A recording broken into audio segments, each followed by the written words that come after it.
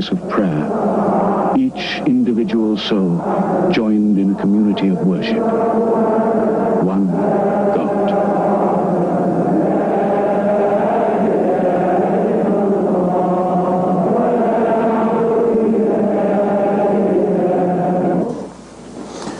Alhamdulillah, wa ashhadu an la ilaha illallah wahdahu la sharika lah. This, inshallah, will be the most important khutbah I've ever delivered so far, so please pay attention, special attention this time. I will try to repeat the important points, and I want you to bear in mind that I'm talking to you. You. Don't say he's talking to somebody else. Recently, I have come to a very important conclusion about believing in God. And this started in the Muslim Perspective issue of February 1987 with the title, Satan Believes in God. It dawned on me that throughout the Quran we are taught that the majority of believers in God are going to hell. In Surah 12, verse 103, it says, most people, no matter what you do, will not believe. And then in 106, we're told that the majority of those who believe will go to hell. This is in Surah 12, verse 106. And then we read in Surah Al-Mu'minun, number 23, verses 84 through 90. I'm going to quote starting at 84.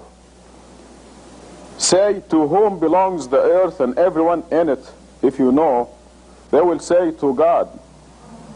Say, would you then take heed? Or how come you do not take heed? Say, who is the Lord of the heavens, the 7 universes, the Lord with the great dominion? They will say, God.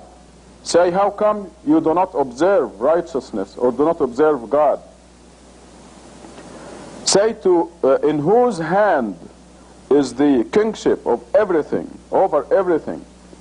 The one that can come to your help and does not need any help, if you know. They will say, God. Say, how come you have been bewitched, have gone astray?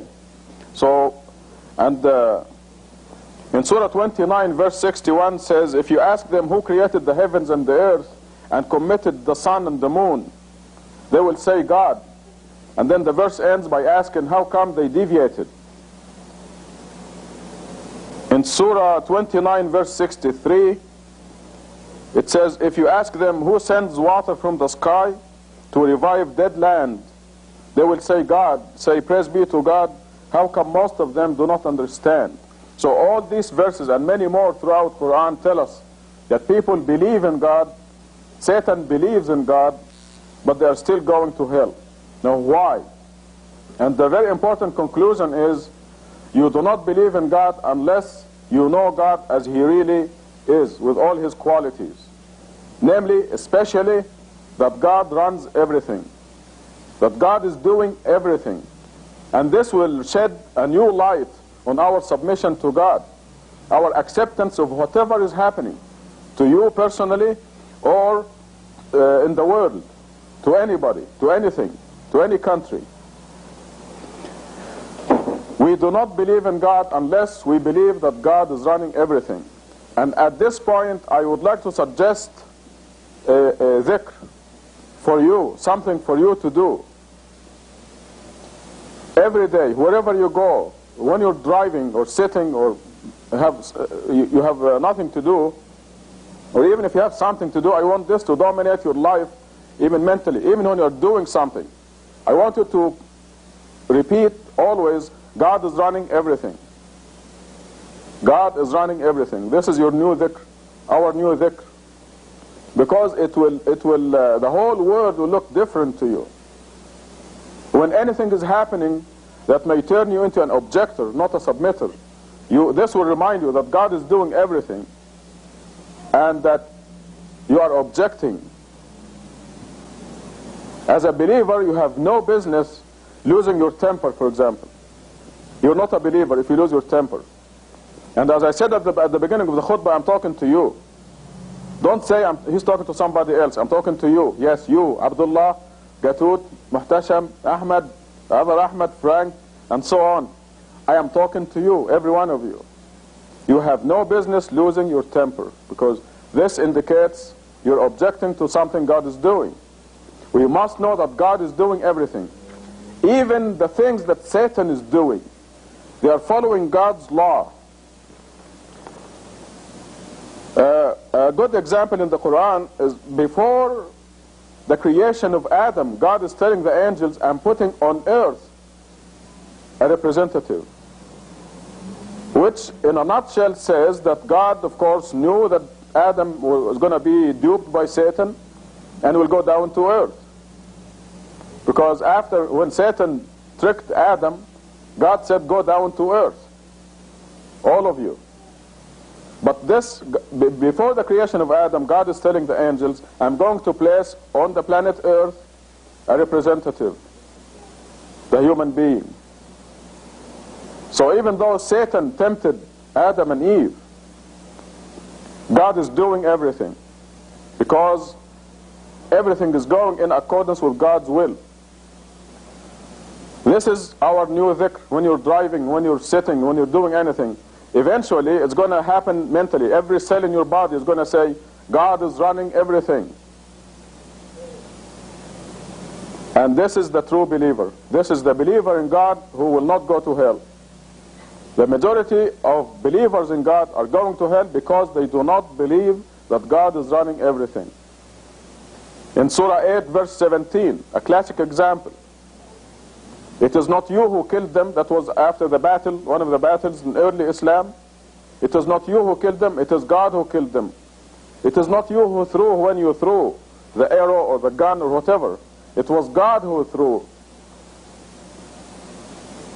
I mean, this is a very important conclusion, and this is why I think this is the most important khutbah I've ever given to you.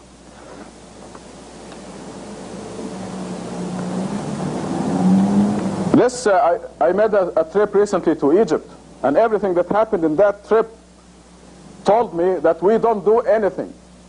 We do not do anything. God is doing everything. The timing of my arrival, the timing of my leaving. I mean, I get on the telephone and say, TWA, I'm changing my reservation from Tuesday to Thursday. I decided to change I didn't decide anything. I didn't change anything. Believe me, God is doing it. God is doing everything. In Surah number 12, again, the brothers of Joseph decided not to kill him, right? They decided not to kill him.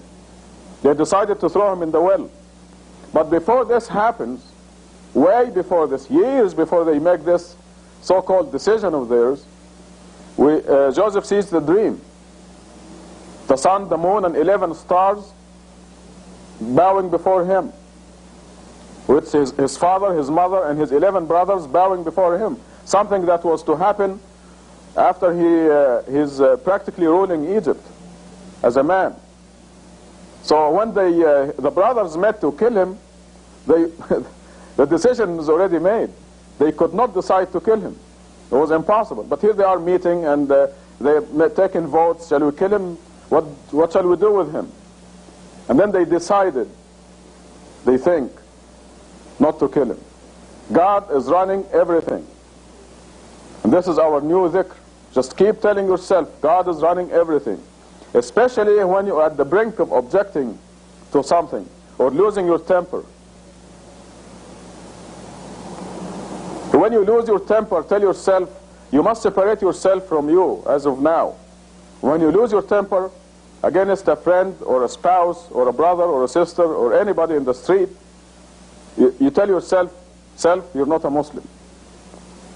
You're objecting. Because God is running everything. Believe me, when your friend or your wife or your husband behaves in a certain way that gets in your nerves, God is doing it.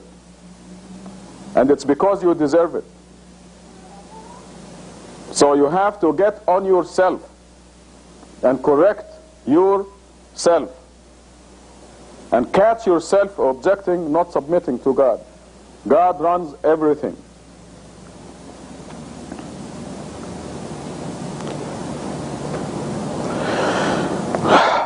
want to give you an example so you understand how God is running everything and how we have the freedom of choice. Suppose I had a temporary ability of traveling in the future, let's say for 1 week. I travel in the future and I see what happened to you, what decision you made. Okay, so I traveled all the way to next Friday and I saw exactly where you went, what kind of decision you made. Now back to this Friday, I'm giving you a choice to go to New York or to California. So I want to give you a choice to go to either New York or California. So I'm giving you a choice. You're going to freely choose California or New York for your trip. But I already know, see, because I traveled in time this 1 week and I know that you decided to go to California. So even though I'm giving you the freedom of choice, I know exactly what you're going to do and where you're going. But it is much more than this. I don't think we can really understand it. God runs everything. And this is the condition. This is a quality of God. And if you don't know this quality, you don't know God and you don't believe in God. And this is what the Quran means by all these verses. When Satan inflicts disasters, diseases, cancer on people, Satan is doing this in accordance with God's law. And we see this in the Quran. I remind you, for example, of the disciples of Jesus when they demanded a feast from the sky. And God said, okay, I'm going to send it down, but if any of you disbelieves, I will punish him severely, more than anybody that I ever punished. Now you know that the punisher will really be Satan, but God, this is God's law. When they disbelieve, they step out of God's kingdom, then Satan will inflict the damage, but God is doing everything. So even the actions of Satan are under God's control. God is running everything. God will not be a God if he wasn't running everything. So this is a quality of God that we must recognize. And we're going to commemorate it. This is in our own language, in English. And you drive your car and you say God is running everything. And you look at everything and you say God is running everything. Because this is the condition of belief in God. The Quran says very clearly, when something good happens to you, it is from God. When something bad happens to you, it is from you. But God is running everything. God created the fire. You can use it to cook a steak, from a raw steak to a delicious cooked steak, unless you like it raw. But you can also put your finger in that fire and burn your finger. So God created the fire to be in your service, but if you choose to put your finger in it and suffer, then this is from you, not from God.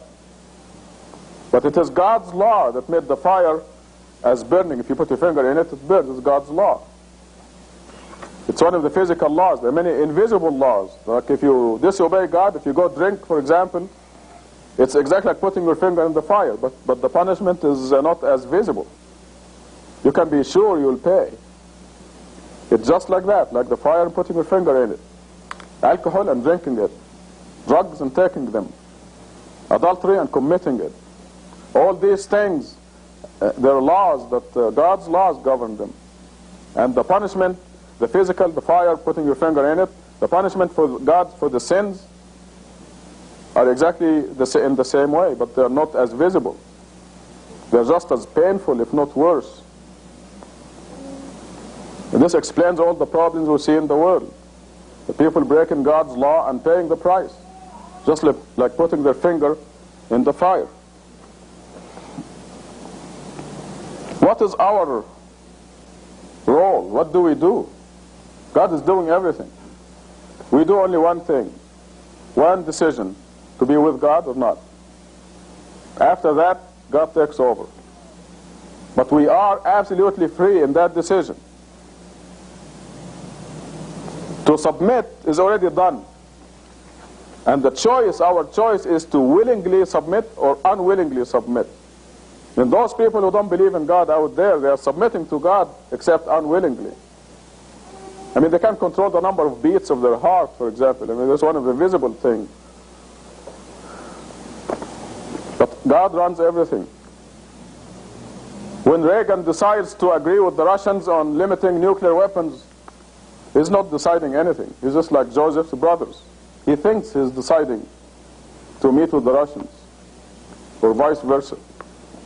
But God runs everything.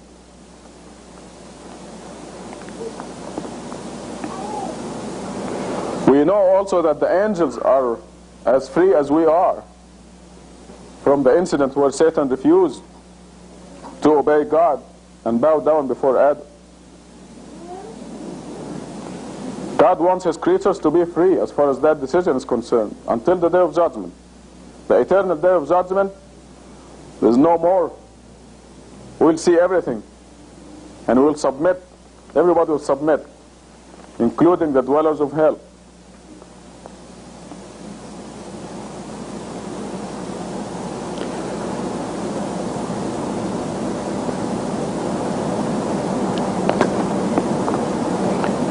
It turns out that if we believe that anybody is doing anything, this is shirk. This is idol worship. You're putting somebody who's doing something with God next to God. It negates the idea that God runs everything. So if you think anybody is doing anything, I mean, this is, by definition, is shirk, idolatry. This is why we're going to remind ourselves, against Satan's ideas. We're going to always say, God runs everything. You're going to do it for a while and then you'll forget, like I forget. So I'm going to keep after me and after you, and we're going to repeat that.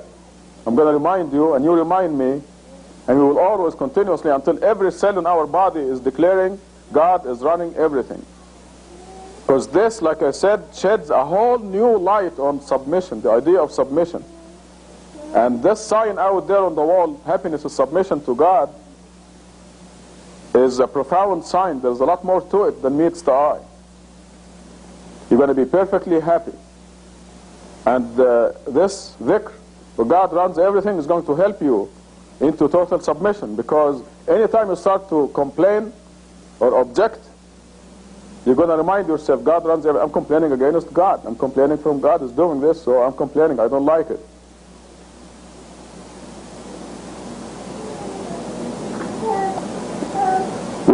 Sometimes we turn into complainers,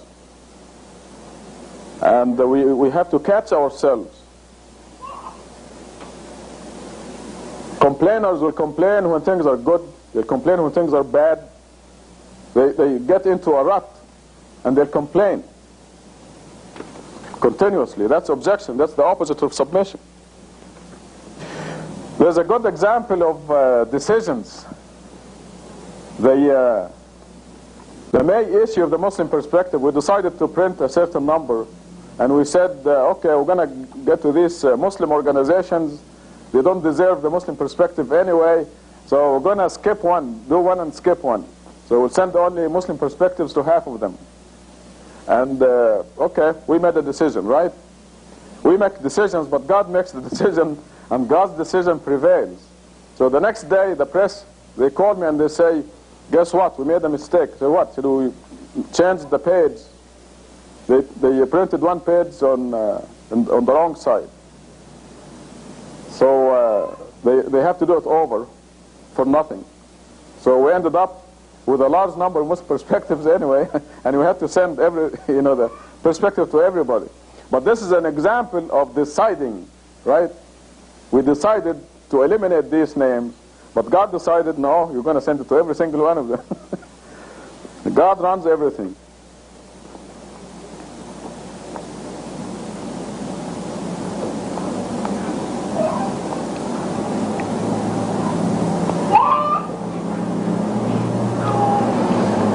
Okay, tubu ilallah, repent. Tubu ilallah. Allahumma ghfir li warham.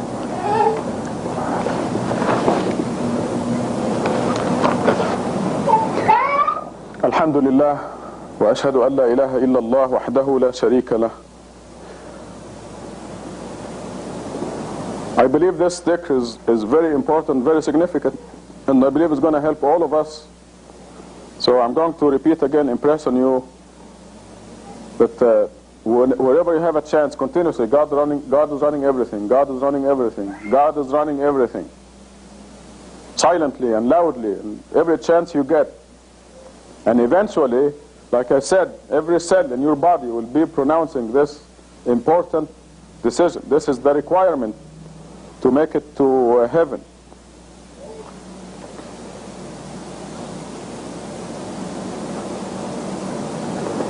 I want to talk again about being upset and fighting with anybody. Being upset, complaining, fighting. For your own good, you shouldn't do that. We should not do that for our own good, because it backfires manifold. When you say a hurting word or a hurting look, the Quran goes all the way to suspicion. Inside of your head, if you're suspicious of some, you look at me and I have a stomach ache or something and I'm making a face and you say, this guy is not friendly to me, you've committed a sin. And it's going to backfire on you. You're the one who's going to suffer. You must seek excuses for the people. If I pass by you and I'm making a face, it is not because I hate you. Probably I do. Maybe I do. But what you are supposed to do is, oh, he must have a headache or a stomach ache or something is bothering him. And you love me instead of hate me for your own good. But if I am making a face, if I'm passing by you and I'm making a face, and you assume that I do it because I don't like you, and it is true, even that little suspicion in your head will hurt you, will backfire on you. So let alone being loud, calling names. These backfire on you for your own protection, for your own peace of mind and happiness. Don't do it. And the reason is that the mechanism of it is that it is objection. It is complaining against what God is doing. God is running everything. And if your husband or wife or your friend is behaving in a certain way, it's because of something you have done. You have to join your wife or your husband or your friend and call you names or whatever the other person is doing. You ally yourself with your enemy against yourself because it's something you have done. So God is punishing me for something I have done. I have stepped out of God's laws. And always remind yourself, God is running everything. And don't say, I'm talking to somebody else. I'm talking to you, every one of you. And me. I have to remind myself. I think I'm the oldest person in this place. Anybody older than me? Gosh. See, from my experience, as being your elder, I'll give myself the privilege of advising you. From experience, it backfires on you when you lose your temper. Happiness is submission to God. You have to make a decision right now that you will never be upset, you will never complain. Let other people complain. Let them be upset. Let them call you names. You take the defeated side because for your own good.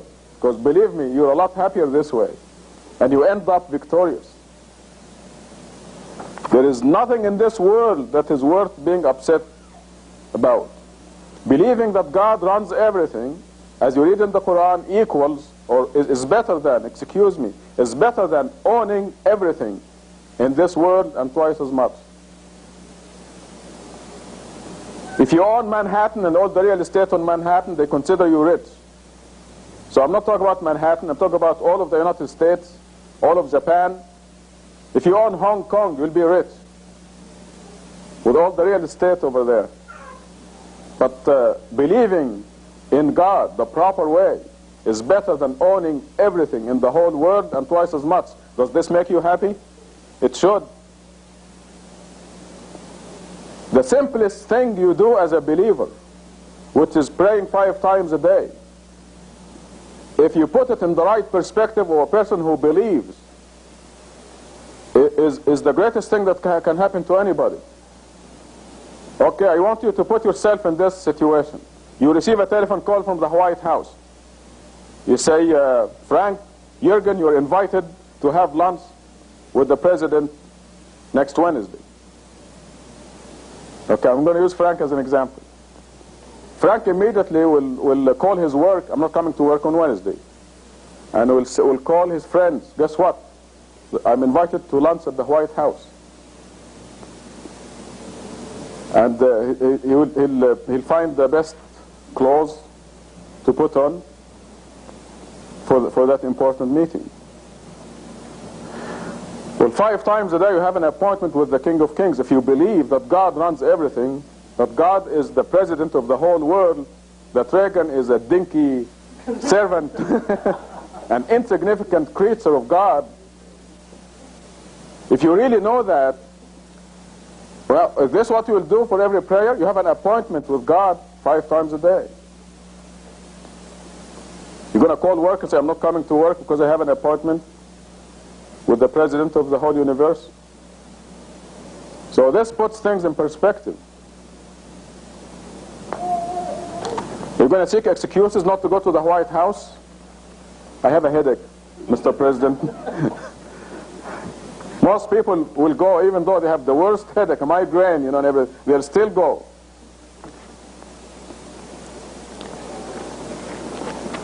Okay, I finished the main topic, and there are 2 points that I would like to mention before I close. One of them is something that I started to do. I should have done it a long time ago. There's a statement in the Quran that says, eat and drink, but in moderation, not too much. So I started doing this after Ramadan, and it feels great not to fill your stomach too much. I mean, look at the wisdom of the Quran. Kulu washrabu wala tusrifu. Eat and drink, but in moderation, not too much. And it's a great thing. If I continued the same, I wouldn't be able to wear this suit. So I'm beginning to put on some of my clothes that I had discarded. God created in the universe. This will help us appreciate God and how He is running everything, and will induce us to make this new dhikr continuously. In the last issue of Parade magazine, Carl Sagan wrote an article about billions and billions. God created 1 billion trillion stars. Now forget the planets that go with these stars, and forget the fact that the sun is one of the dim stars. A bright star is defined as a star that is 1 million times, at least 1 million times as bright as our sun. So God created 1 billion trillion stars. And here there's a table from Parade that says how long it would take to count to this number. You know, the billion trillion, or 1 billion trillion will have 7 times 3, 21 zeros, which will make it a septillion. 1 billion trillion is a septillion, okay? So, but here they went as far as a quintillion. Okay, let's just go to the small number, okay? Quintillion. Yeah. Quintillion is 1, 2, 3, 4, 5, 6. 6 times 3, only 18, not 21. The quintillion, how long it will take you to count this number from 0, 1 count per second, night and day. You know how long it will take you to count the quintillion? Let's forget the other 1 million stars. And let's forget the planets and the heavenly bodies and all this. It will take you, listen to this, you're going to say 1, 2, 3, 4, just counting, okay? Not creating, counting. It's going to take you 32 billion years, which is more than the age of the universe. Okay? I mean, the universe is not 32 billion years, but if you just count, you look at the stars and count them one by one, it's going to take you 32 billion. This is mathematics, because you divide the quintillion by the seconds and the minutes and the days and so on. It will take you 32 billion years to just count them. And God created them.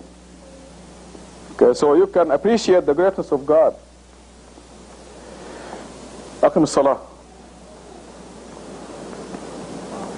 الله أكبر الله أكبر الله أكبر الله أكبر لا إله إلا الله. الله أكبر.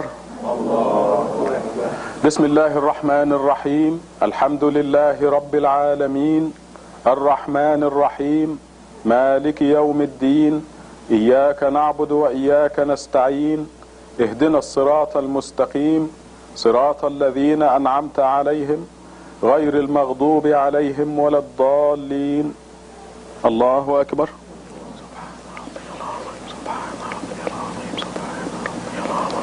سمع الله لمن حمده. الله أكبر. سبحان ربي الأعلى سبحان ربي الأعلى سبحان ربي الأعلى. الله أكبر. الله أكبر. سبحان ربي الأعلى سبحان ربي الأعلى سبحان ربي الأعلى. الله أكبر. بسم الله الرحمن الرحيم. الحمد لله رب العالمين الرحمن الرحيم مالك يوم الدين إياك نعبد وإياك نستعين اهدنا الصراط المستقيم صراط الذين أنعمت عليهم غير المغضوب عليهم ولا الضالين. الله أكبر. سبحان ربي العظيم سبحان ربي العظيم سبحان ربي العظيم.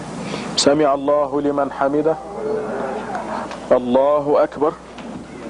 سبحان ربي الأعلى سبحان ربي الأعلى سبحان ربي الأعلى. الله أكبر. الله أكبر. سبحان ربي الأعلى سبحان ربي الأعلى سبحان ربي الأعلى. الله أكبر. أشهد أن لا إله إلا الله وحده لا شريك له. السلام عليكم. السلام عليكم ورحمة الله.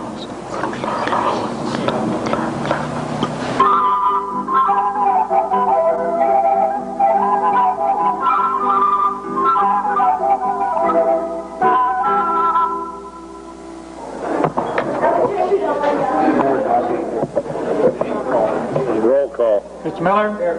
Mr. Barrow. Here. Ms. Heckman. Here. Mr. Ford. Mr. Ford is excused. Mr. Laws. Here. Mr. Davis. Here. Mayor Murphy. Here. Item 2. Invocation, Pledge of Allegiance.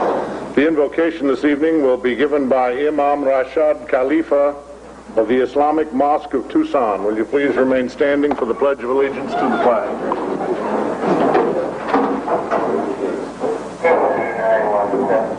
In the name of God, the most gracious, the most merciful, praise be to God, Lord of the universe, the most gracious, the most merciful, Master of the day of recompense. Only you we worship, only you we ask for help. Guide us in the right path, the path of those who deserve your blessings, not of those who incur your displeasure, nor of those who go astray. Amen.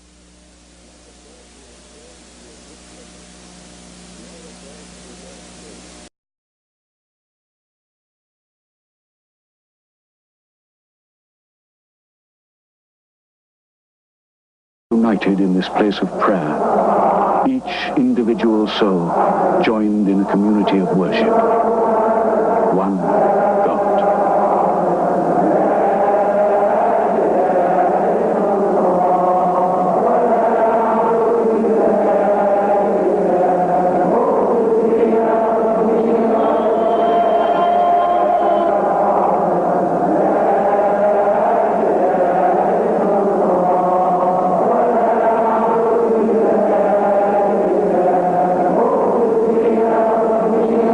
Praise God. We bear witness that there is no God except the one God. There is no other gods or idols besides Him. In the last khutbah, we reached the conclusion that you do not really believe in God unless you know that He's doing everything. You make the initial decision. This is our role. We make a decision to be with God or not. And not means you be with Satan, because there is no other choice. You're either with God or with Satan. And this is the decision we have, where we have absolute freedom of choice. After that, you're either guided by God or messed up by Satan. But the ultimate doer of everything is God. And everything is happening in accordance with God's will.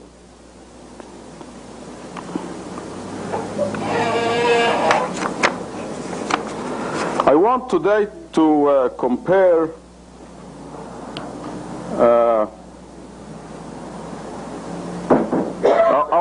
our priorities. I just remembered an idea. I have to write it down so I don't forget. I want to use the board here to illustrate something about priorities.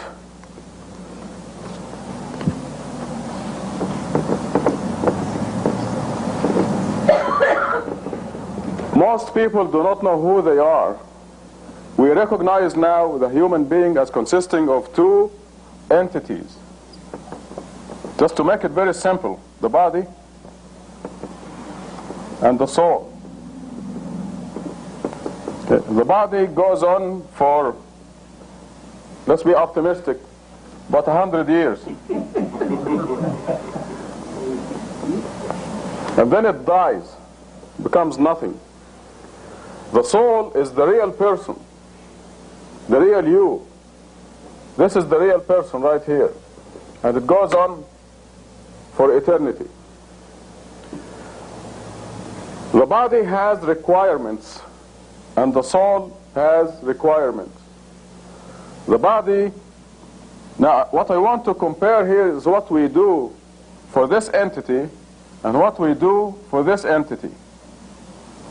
For this entity, people start with the infant. The infant is given milk and nourished, given shots, painful shots, and growing pains, and teething. And then they go to school, the body goes to school. You know, you have to go to school, right? If you want to be, there's a commercial on the radio and TV now by, what is the name of that comic cat? Garfield. He said, if you want to be a fat cat, go to school. Go to college, I think he said. So you go to school and you take tests and go through the homeworks and the absence reports and chastising from the parents and the teachers and working very hard studying. You know, school is not popular with most of us. You go through grade school, junior high school, then you go to high school and all the hard work involved in it, and you're so glad to graduate only to go into college. Then you're a freshman and you study very hard and work and you're very busy, you know, devoting a lot of effort and time and money to go to school. Because, why? Because this body, you want it to dress nicely, you have good clothes, and you want to buy a house, preferably in the foothills, with so many rooms and luxuries and carpets and drapes. This body wants that, and you work hard for that. You graduate from college and you apply for jobs. You go to the placement office and you stand in line for the interviewers, the people who interview you, and you are very polite to be interviewed. You want to be bright, you want to pretend to be bright, and you want to put on your best appearance and some sense of humor and intelligence, abilities. You know, you pretend to be perfect for the interview, and you get the job. And then you do a lousy job and you're fired. Then you're applying for other jobs and you're miserable. You know, all this is for the body, because the body wants clothes, housing, food. And we do all this work for the body. Now, what are they doing for the soul?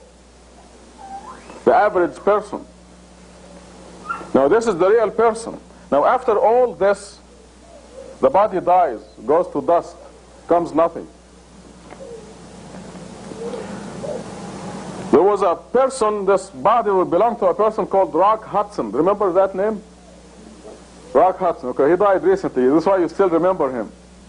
And Rock Hudson was a very successful person. Lots of money, fame, covers, magazine covers, and the front covers, TV, movies, wealth, Beverly Hills mansion. His body had a lot of fun. And he also broke God's law, as we know, and he died in humiliation. Now the real person, Rock Hudson, does exist. The real person. What did he do for this body, and what did he do for this? What did the fame and money and bring him? What was the value of the fame and the money that he accumulated? Remember George Liberace? The glitter, the suits that he was wearing,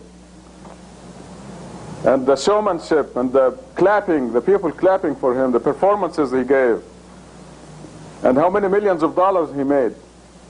But how much does he, the real person, have? At the end, the mortician was afraid to touch him because of the virus, AIDS virus. Rockefeller, any of them.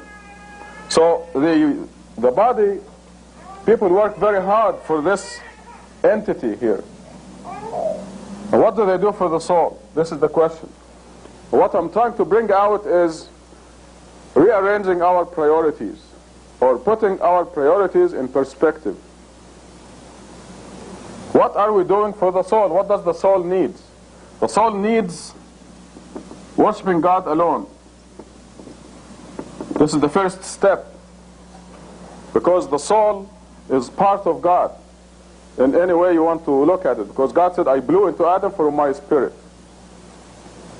So the soul needs to worship God alone, and then it needs food, nutrition. The 5 daily meals, the 5 prayers are needed. You need fasting. People like Rock Hudson, for example, he put himself in the service of this body. He was serving this body. Whatever the body wants, he gave it. But he neglected himself. And if the soul was this size when he started, it is still this size now. Didn't grow, he didn't feed his soul. His priorities were mixed up. I'm using a real person as an example, because here's a person who attained fame and fortune.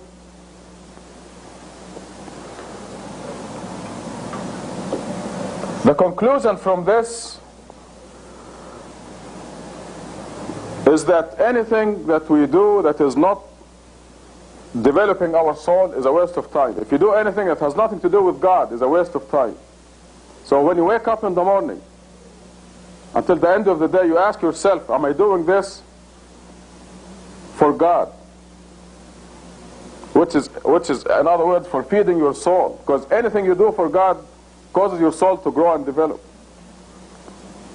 It is actually for yourself, for the real entity.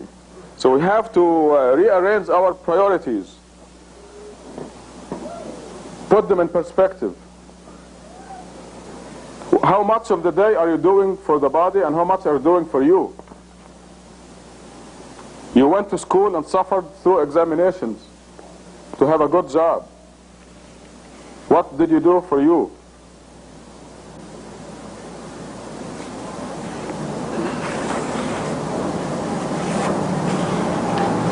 By the way, the 100 years compared to infinity is 0.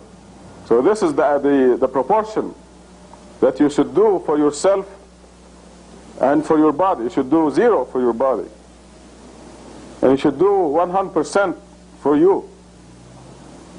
It is not intelligent otherwise. Because this is 0. It's going to be nothing. So you have to put this in the service of you, and not the other way around. Almost everybody out there has the priorities reversed. They put this in the service of a vanishing garment.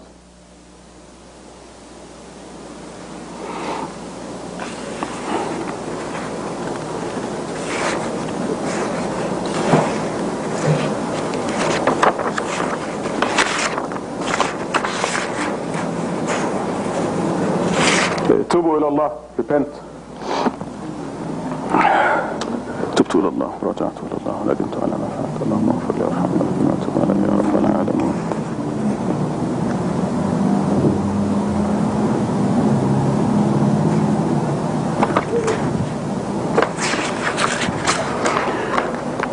الحمد لله وأشهد أن لا إله إلا الله وحده لا شريك له.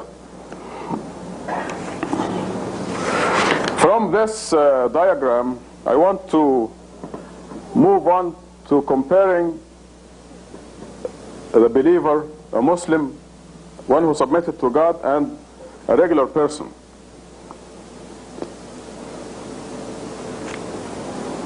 I was looking out the window the other day. I prayed my morning prayer, and about an hour later, one of my neighbors, I was looking out the window and I saw the neighbor coming out, and he was obviously very sleepy. His hair was all messed up, and you can imagine he just got up, you know. He's walking like this, can hardly walk. He's young, I mean, he's not old. His clothes are a mess, and he was out to get the newspaper. Now, a Muslim wakes up in the morning, the first thing he says or she says, Bismillah ar-Rahman ar-Rahim, La ilaha illallah, wahdahu la sharika lah. The first thing a person says. Remember, we pledged this in one of the khutbahs. The first thing you get, I hope you didn't forget. We do forget once in a while, but the first thing when you get up in the morning, Bismillah ar-Rahman ar-Rahim, in the name of God, La ilaha illallah, wahdahu la sharika lah. Because this is what you will do when you get up on the day of resurrection. Whatever you say every morning. And I have to repeat what the most people say when they get up in the morning and they look in the clock and it is Osh, and that's what they will say. That's exactly what they say on the day of judgment when they get up in the morning. Osh. Because usually they are up late, you know, they get up, they turn the alarm off and go back to sleep. And then when they get up next time, it's too late, and they utter the 4-letter words. So the Muslim gets up in the morning, Bismillah ar-Rahman ar-Rahim, La ilaha illallah, wahdahu la sharika lah. When you get up on the day of resurrection, if this is a habit here, it's going to be a habit also on the day of judgment. God will see to it. God will help you. And there is no place to go to when you get up on the day of resurrection saying, Bismillah ar-Rahman ar-Rahim, La ilaha illallah, wahdahu la sharika lah. There's only one God. There's no place to go but heaven on the day of resurrection. So this is what the Muslim does. Now, what did my neighbor do when he got up in the morning? Looking for the paper. God is not on his mind. Just like the average person. I hope God was on his mind, but it didn't look like it. And then the Muslim goes to do his ablution or her ablution. So you go and do ablution in the morning and you pray the morning. This is the first thing you do. And this act of ablution and the morning prayer is very refreshing. You're alert, you look nice, you washed your face, you combed your hair. You will not look like this guy. I mean, he really looked terrible. You only see that in the movies. Somebody just got up out of bed, you know. The Muslim commemorates God in every chance he or she gets. The Muslim sees the sun rise and says, Subhanallah. So all these are nutritions for the soul, for you, the real person. And your soul grows when you say, Subhanallah, glory be to God, as you see the sun rising. Because you're always conscious of God.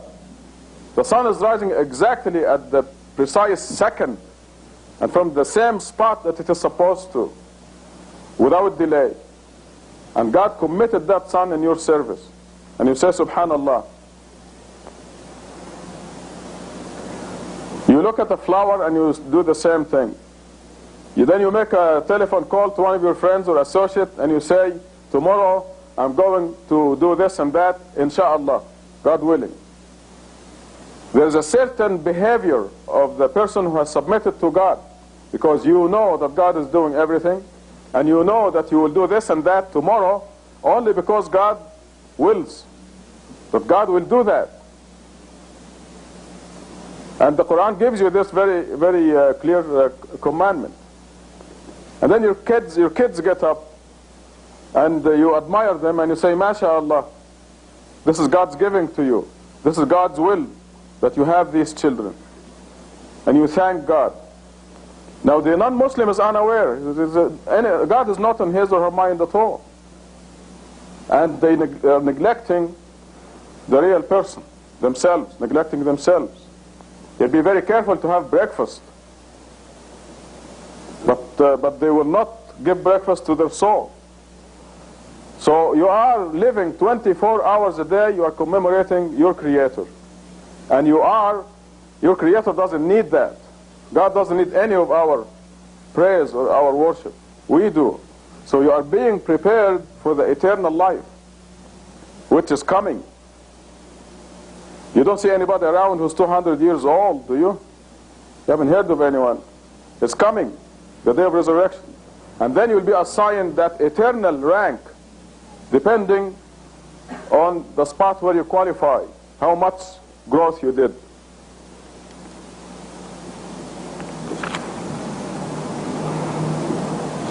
So far I talked about rearranging the priorities, or putting the priorities in perspective, and how much time we devote to your soul, how much time, the real person, and how much time you give to your job and your boss and your family and so on. Strictly, you can give time to your family in the cause of God. Our priorities must be in perspective. This is why you are here for the Friday prayer. You dropped all business and you are here for the Friday prayer. This is the correct priority. Anytime you are not here on Friday, you're out of God's grace. It's a commandment for every Friday. You drop all business and you go to the Friday prayer. And God associates this with business and profit. And God says it is better for you to drop business. Because God runs the world, God is doing everything. And when you drop your business and go to the Friday prayer as God commands you to, God will see to it that you make more money, more profit. And you don't care, but it will come. Rearranging or putting our priorities in perspective. I'm going to read a couple of verses from the Quran that deal with this subject of priorities. In Surah 18, starting at verse 45, it says, "Cite for them, A'udhu billahi minash shaitanir rajim. I seek refuge in God from Satan. Bismillahir Rahmanir Rahim, in the name of God." It says, cite for them the example of this world, like sending water from the sky that causes plants to grow on the earth and then turns to hay, blown away by the wind. This is this world. This is the example of this world in verse 45 of Surah 18. The plant grows, it is strong. You see all those flowers out there? They're very nice. Watch them. They're going to turn into dry, something like hay, and they blow away. In fact, the time will come and you will say, want to remove this stuff from here. It's going to be dry and shriveled. And this is how this world is. The next verse, it says that money and children are the beauty of this life, or the adornments of this life. This is what are the good things of this life. Money and children. In Arabic, al-mal wal-banuna zinatul hayat ad-dunya. And I've heard many people, they say, God says that money and children are the adornment of this life. I have lots of children, where is the money? So, but generally, money and children are adorning, are the beauties or the adornment of this life. And then the rest of the verse says, however, the eternal righteous works, وَالْبَاقِيَاتُ الصَّالِحَاتِ in Arabic, that the righteous works that last forever, we're talking about the real person here, are far better for you. So money and children and properties in this world, they are the good things in this life. And God tells us what is better than that. Like I mentioned in the last khutbah, worshipping God alone and nourishing your real person, the Quran says, is much better than owning everything on this earth and twice as much. All the real estate in Vancouver and New York,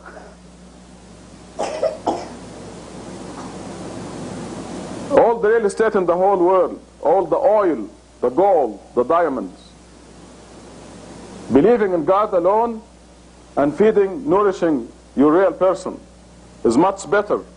When you have the right perspective, is much better than owning everything on earth and twice as much. So this verse 46 of Surah 18 says, money and children are the beauties or the good things of this world, but the righteous works that last forever are far better and provide better hope. وَخَيْرٌ أَمَلًا. The end of the verse is خَيْرٌ أَمَلًا. There is better hope in them. If there is no hope in the properties, Rock Hudson was very famous and very rich.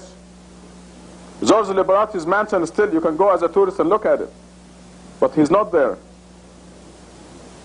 because there's something better that he could have acquired. That is righteous works and developing his soul in order to withstand life next to God in the hereafter. If he didn't develop his soul, he will not stand being close to God. And the verse 47 says, because the day will come when we remove the mountains and you see the earth barren, everything will go, and then we will gather every single one. The Arabic says, فَلَمْ نُغَادِرْ مِنْهُمْ أَحَدًا. We will not leave a single person. God says we're going to gather everybody for this reckoning. How much did you do for this vanishing garment? How much did you do for yourself? The reckoning is going to be automatic, but every single one will come to account.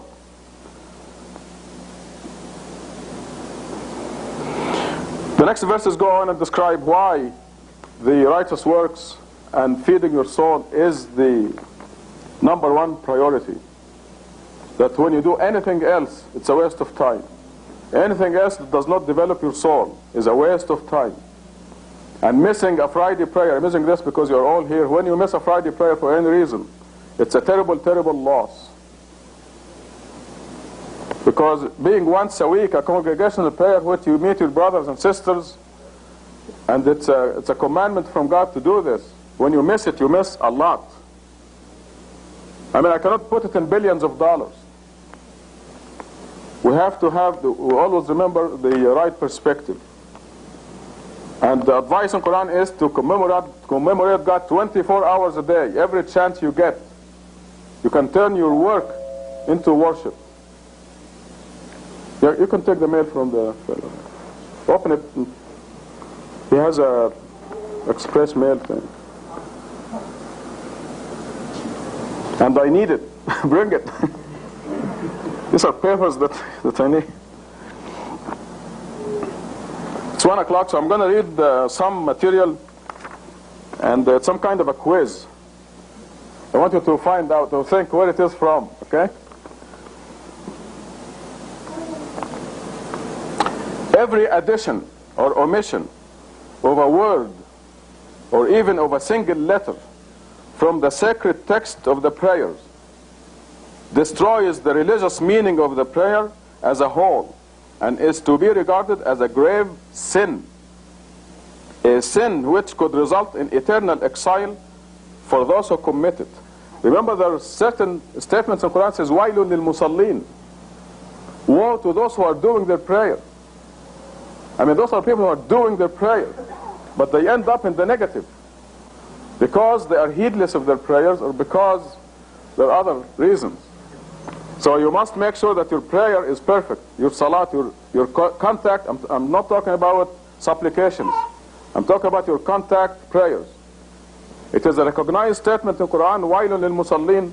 Woe to those who are doing their salat prayer, الَّذِينَ هُمْ عَنْ صَلَاتِهِمْ سَهُونَ, who are heedless of their prayers. They are not aware or they are neglecting something. Let me read this again. And I wanted to apply it to our contact prayer here. Barry is visiting us for the first time and he will wonder, why do we do the prayer in Arabic? And why this particular prayer? for example. And all of us ask this question. In fact, it's going to come up. So let me read this again.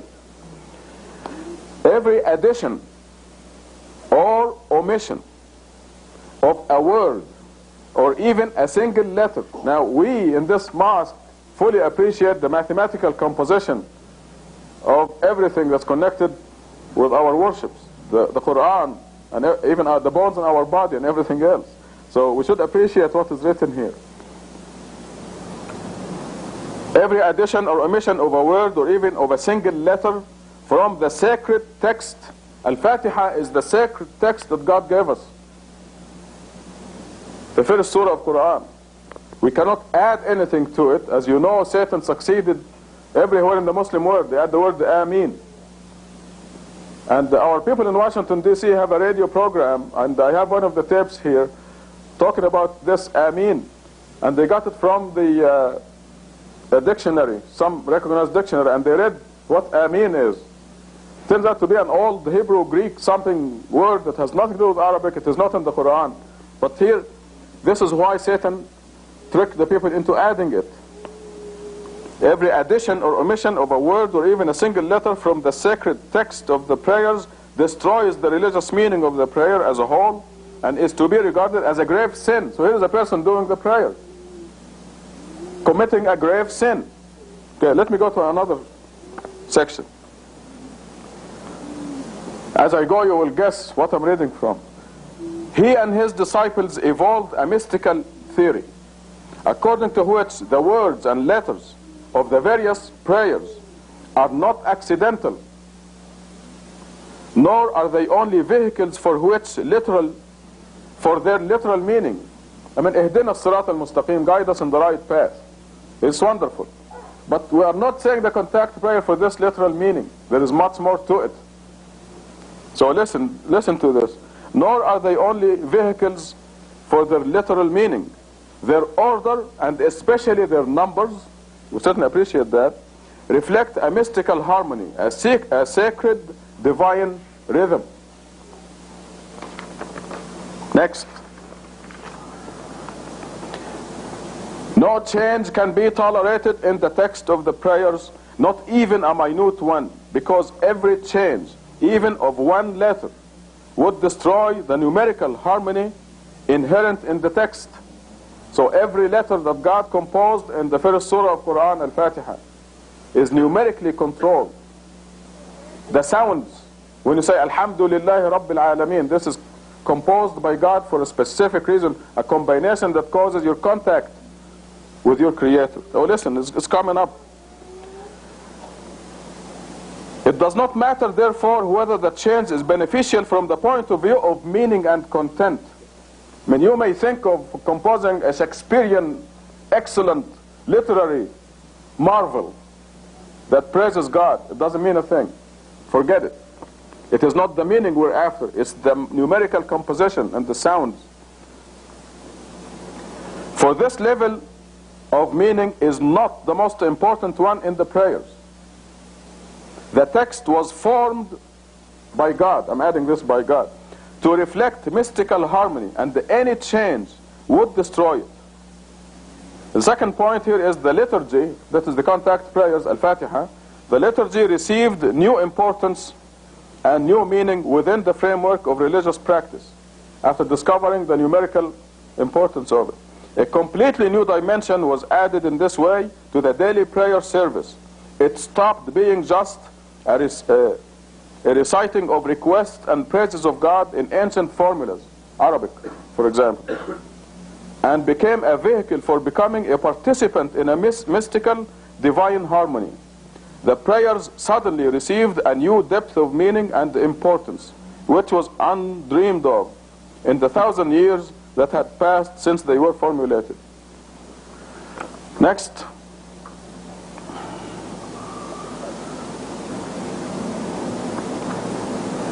Okay, this will really tell you what this is coming from.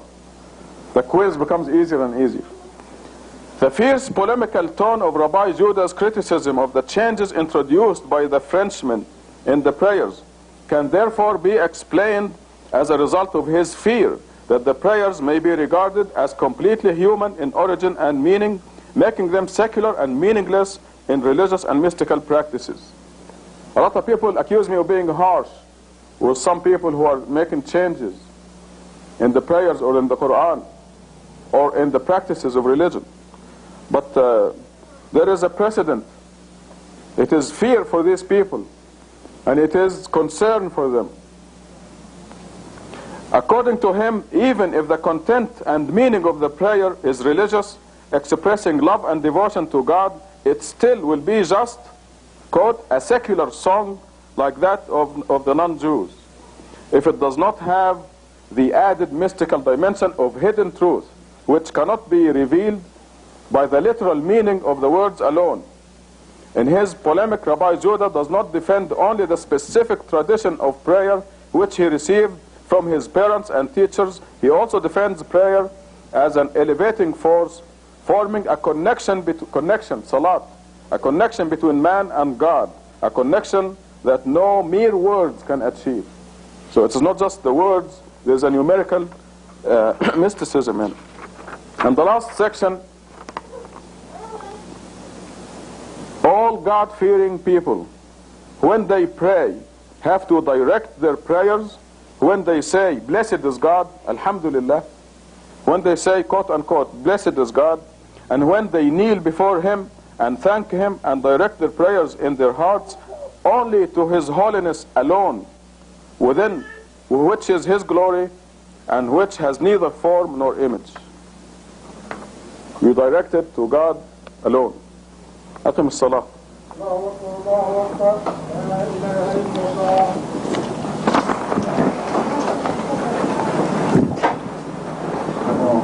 بسم الله الرحمن الرحيم. الحمد لله رب العالمين الرحمن الرحيم مالك يوم الدين إياك نعبد وإياك نستعين اهدنا الصراط المستقيم صراط الذين أنعمت عليهم غير المغضوب عليهم ولا الضالين.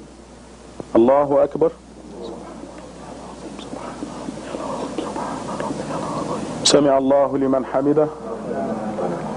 الله أكبر.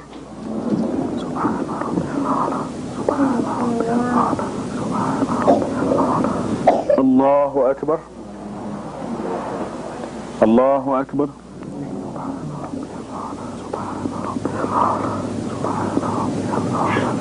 الله أكبر.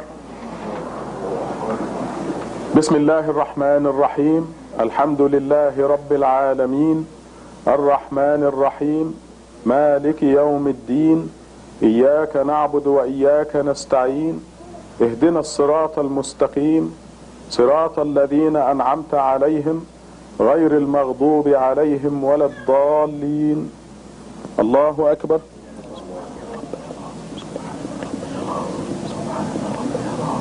سمع الله لمن حمده. الله أكبر.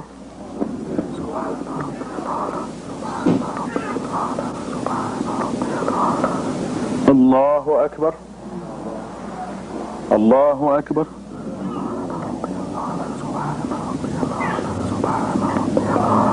الله أكبر. أشهد أن لا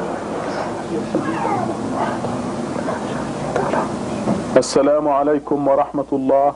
السلام عليكم ورحمة الله.